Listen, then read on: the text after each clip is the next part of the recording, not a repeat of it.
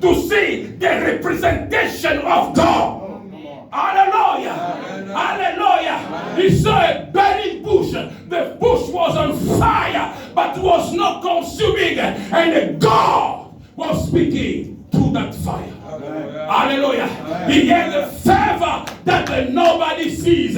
Nobody had it. He had a favor. Let me say to you, I was watching with my daughter the program of Moses, the documentary of Moses, and somebody said Moses was a criminal. He killed an Egyptian. Yes. He ran away. Moses, he was somebody who could not speak properly. Yes. Moses, he had a lot of mistakes. Moses was unqualified, but God qualified him. Hallelujah. This is the favor. You can be a criminal, you can be a prostitute, you can be whatever, but when the grace of God is upon you, the grace will change you, the grace will move you to the next level. And God don't care about your past, about what happened to you, but when He selected you, the grace of God is able to transform you. Hallelujah. Hallelujah. We need the grace of God. Yes. Moses was unqualified. When you check his life, somebody who did not know his identity. Born a Jew, grew up among the Egyptians in the royal palace. He thought maybe I'm an Egyptian, but somebody told him you are a Jew guy. The guy had a confusion, a crisis of identity. God don't care about your crosses. If He chooses you, He chooses you. He don't care about your education. He don't care about your connection. He don't care about what you did in the past. He don't care about those stuff. People that don't care about those stuff. But when God selected you, your past is a past. Hallelujah. This was a criminal, but selected by God, chosen by God, and given a greater opportunity to set the people of Israel free, to be the liberator of the people of Israel. Hallelujah. This is the grace. Oh, somebody, the grace. Oh, you need the grace of God. You need the grace of God. You need the grace of God. Not only the grace of God, but the grace of grace. Hallelujah. It's possible to access the grace of God because of the time. Let me speak about Noah. Noah found a grace before God. God was killing, had a plan to destroy this world, but He came to Noah. He said, you found grace before me. I'll protect you.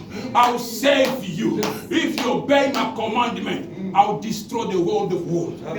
Who are you to find favor in the sight of God? Who are you? Only your family will be protected. The rest of the world will be destroyed. Hallelujah. Amen. This is a favor. A favor. A favor. What about Abraham? We spoke yesterday about Abraham. Yes, he worked, nothing happened. He went to look for the shortcut. But God gave Abraham a grace. A grace. A grace. And the prophecy fulfilled. Abraham found a grace before God. I can speak about Esther. I can speak about Ruth. Esther found a grace before God and before man. I'll touch it later on. There is a grace before God and there is a grace before man. Oh, may God give you grace before God and a grace before man. May God give you the grace before man. When man sees you, they're feeling like blessing you. They're feeling like loving you. They're feeling like I do something to you. This is the grace of God. This is the favor of God. When somebody sees you, he feels like he want to do something good. Hallelujah. We need the grace. The grace of God. Divine favor means God is stepping in your situation. That to make it meaningful, differently. Divine favor means God came and stepping in your life and they want to make your life differently. Receive a divine favor. Hallelujah. Hallelujah. Receive a divine favor. Receive a divine favor. Receive a divine favor. Receive a divine favor. Receive a divine favor. Now, the characteristic or the principle for divine favor. Number one, divine favor is unmerited. You can't merit that. Hallelujah. You don't need to do some effort for divine favor. Hallelujah. Oh, you don't know me, I pray too much. No. Divine favor don't care about how much you pray, how much you give, how much you work. He don't care. It's something unmerited, something you don't deserve. That God can say, I love you. Hallelujah. Hallelujah. You don't deserve that.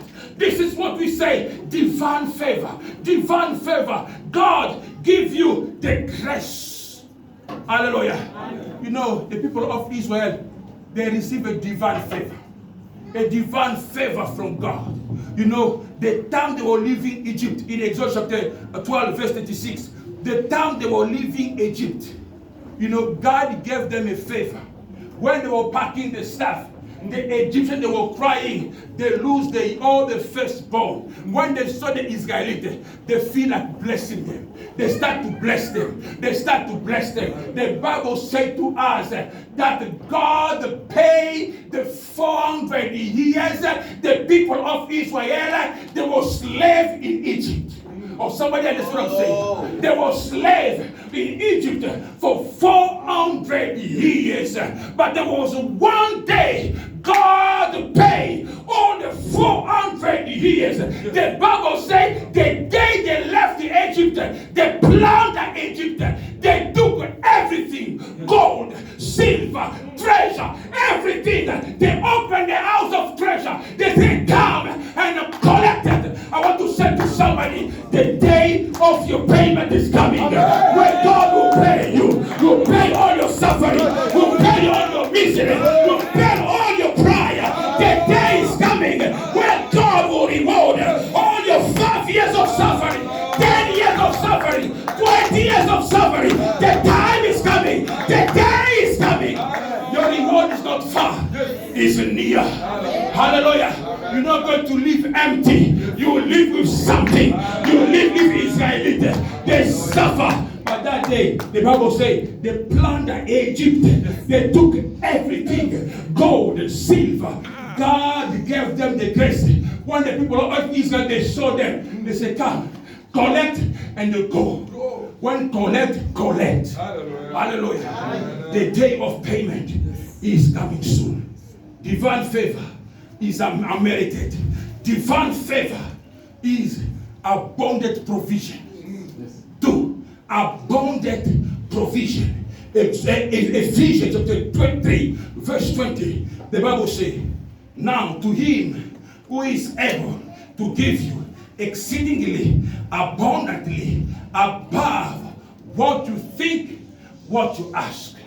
We serve a God who is able to give you exceedingly abundantly above what you ask, above what you think. But let me say to you, we are serving a God who's ready, beloved, to give you what you never think. You're thinking like a flat, but God is thinking a house. God is thinking a house.